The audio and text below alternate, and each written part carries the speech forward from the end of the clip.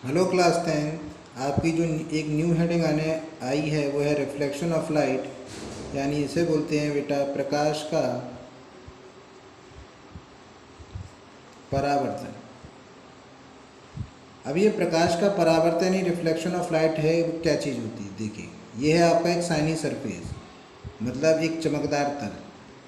ठीक है, इस चमकदार तल पर क्या होगा, जब कोई लाइट आती है और टकराने के बाद वापस चली जाती है, तो आने वाली जो रे होती है यानी किरण होती है उसे क्या बोलते हैं बेटा?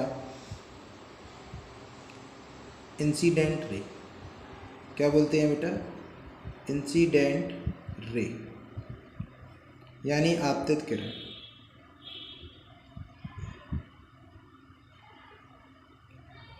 और जो रे आती है और टकराकर वापस चली जाती है उसे क्या बोलते हैं? Reflected ray. रिफ्लेक्टेड रे मतलब उसे बोलते हैं परावर्तन किरण, परावर्तित किरण।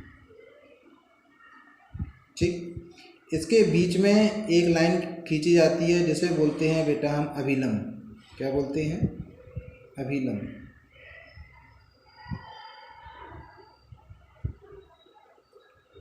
ये वाला एंगल होता है आई, और ये वाला एंगल कितना होता है बेटा? आर। इस आई वाले एंगल को हम क्या बोलते हैं? Angle of incident. Angle of incident मतलब आपतन को।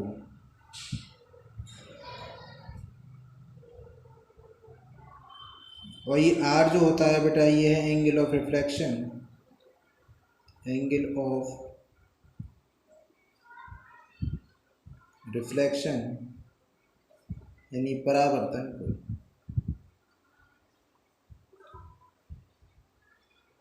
ठीक, अच्छा। अब आपकी जो नेक्स्ट हेडिंग आती है आपकी, वो है परावर्तन के नियम। परावर्तन के नियम यानी लॉ ऑफ रिफ्लेक्शन। बहुत इंपॉर्टेंट है, बोर्ड एग्जाम में 3 मार्क्स का समझ लो आना ही है। Law of reflection. Law of reflection को समझने के लिए आपको रिफ्लेक्शन ऑफ लाइट समझना बहुत इंपॉर्टेंट है। अगर आपने इसको समझ रखा है कि इंसिडेंट रे कौन सी होती है, रिफ्लेक्टेड रे कौन सी होती है, अगर किसी शाइनी सरफेस पे अगर कोई लाइट अगर आ रही है तो उसे इंसिडेंट रे कहते हैं, और टकरा कर जो चली जाती है मतलब उसे बोलते हैं बेटा रिफ्लेक्ट। अपन कहते हैं ना रिफ्लेक्शन हो रहा है, मतलब कहीं से चमक आ रही है, कोई मतलब कोई लाइट आई होगी, वो टकरा कर हमारे ऊपर आ गई तो वो रिफ्लेक्टेड होगी। तो जो लाइट आती है उसे इंसिडेंट रे, जो लाइट चली जाती है उसे रिफ्लेक्टेड रे, और बीच में एक लाइन ड्रॉ करते हैं उसे बोलते हैं नॉर्मल यानी अभिलंब। नॉर्मल इंसिडेंट रे के साथ जो एंगल बनाता है उसे एंगल ऑफ इंसिडेंट कहते हैं, और रिफ्लेक्टेड रे जो एंगल बनाता है उसे एंगल ऑफ रिफ्लेक्शन। आइए समझते हैं परावर्तन के नियम क्या है। एक शाइनी सरफेस फिर हमने बनाया, नीचे ये जो लाइन बना रही है पॉलिश है, जहाँ पर पॉलिश होती है उसके सामने वाला जो है वो शाइनी सरफेस होता है। एक लाइट आई, इंसिडेंट रे आई और रिफ्लेक्टेड होके चली गई। ये आपकी कौन सी है लाइन है? रिफ्लेक्टेड रे यानी परावर्तित किरण। और ये कौन सी लाइन है? इंसिडेंट रे यानी आपतित किरण। इनके डिस्टेंस बिटवीन में आपने एक लाइन ड्रॉ कर दी, इसे बोलते हैं नॉर्मल यानी अभिलंब। आई हो गया और ये। अब परावर्तन के नियम यानी लॉ ऑफ रिफ्लेक्शन क्या होते हैं वो समझिए। पहला पॉइंट कि आपतित किरण, ध्यान समझिएगा हिंदी मीडियम वाले, आपतित किरण तथा परावर्तित किरण और अभिलंब तीनों एक ही पॉइंट पर स्थित होते हैं। बिल्कुल सही बात है कि नहीं है? फिर से ध्यान समझिए कि आपतित किरण तथा परावर्तित किरण और अभिलंब तीनों एक ही तल पर स्थित होते हैं, मतलब एक ही पॉइंट पर स्थित होते हैं।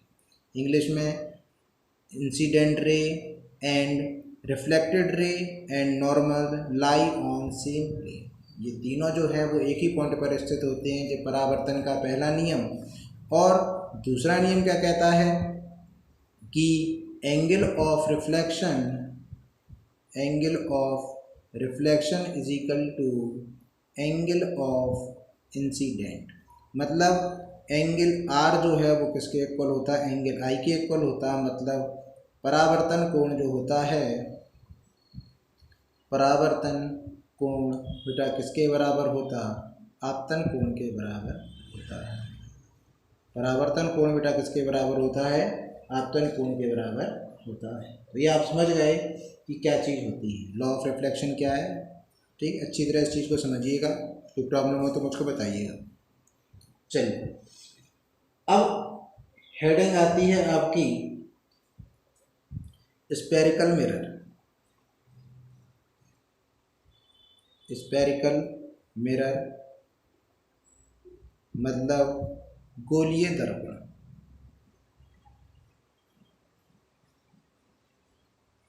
ठीक है, जिसमें अपन लोग जो अपन कहीं पर तैयार होने के लिए जाते हैं तो जिसमें अपना फेस देखते हैं बेटा, वो क्या कहलाते हैं, दर्पण कहलाते हैं, मतलब मिरर कहलाते हैं। और दर्पण और मिरर भी कई प्रकार के होते हैं।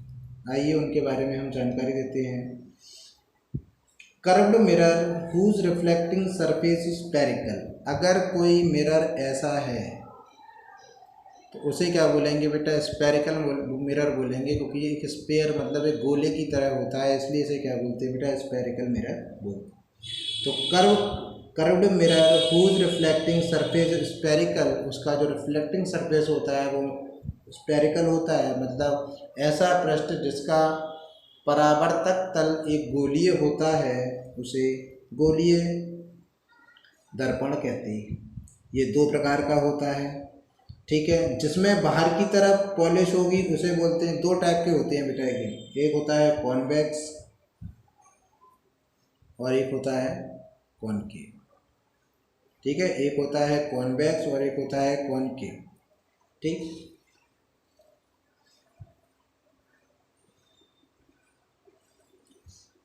अवतल दर्पण और ये होता है बेटा उत्तल दर्पण। ठीक, एक होता है कॉन्वेक्स होता है आपका,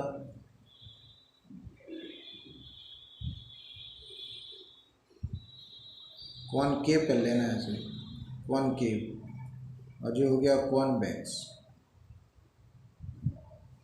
ठीक, तो कॉनकेव जो होता है वो है अवतल दर्पण और कॉन्वेक्स जो होता है बेटा वो क्या होता है आपका उत्तल दर्पण। आइए इनके बारे में ध्यान से समझते हैं।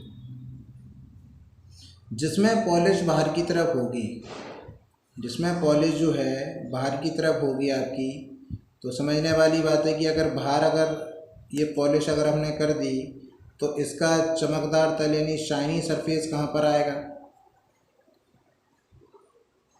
शाइनी सरफेस आपका यहाँ आएगा कि नहीं आएगा, और यहाँ पर आपकी क्या हो जाएगी, पॉलिश हो जाएगी।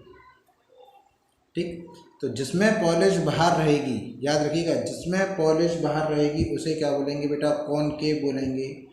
कॉनकेव मिरर, कॉनकेव मिरर मतलब है आपका अवतल दर्पण। क्या है, अवतल दर्पण। ठीक है, अच्छा, अब अगर पॉलिश जो है आपकी अंदर हो गई, तो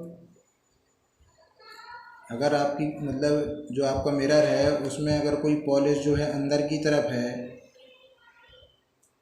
तो इसमें पॉलिश अंदर हो गई तो शाइनी सरफेस कहाँ होगा, शाइनी सरफेस आपका यहाँ होगा, यानी चमकदार तल आपका यहाँ होगा कि नहीं होगा। जो चमकदार तल आपका है मतलब जहाँ पर रिफ्लेक्शन वगैरह होगा वो बाहर की तरफ होगा कि नहीं होगा, कोई पीछे से तो आप लाइट डालोगे नहीं, डालोगे तो लाइट आ गई सही। तो ये आपका जो है जिसमें पॉलिश अंदर है वो है आपका कौन सा, कॉन्वेक्स। ठीक, और जिसमें पॉलिश बाहर से है वो है आपका क्या बेटा, कॉनकेव। यहाँ पर थोड़ा समझ में आपको अगर नहीं आ रहा हो तो अच्छी तरह देख लीजिए, एक है कॉनकेव और एक है बेटा कॉन्वेक्स, अवतल दर्पण और उत्तल दर्पण। ठीक है, अच्छा, तो इस चीज़ को अच्छी तरह समझ लीजिए। ठीक, बीच में इसका क्या होता है बेटा, पी यानी पोल होता है, बीच में क्या होता है इसके, पी यानी पोल। ठीक,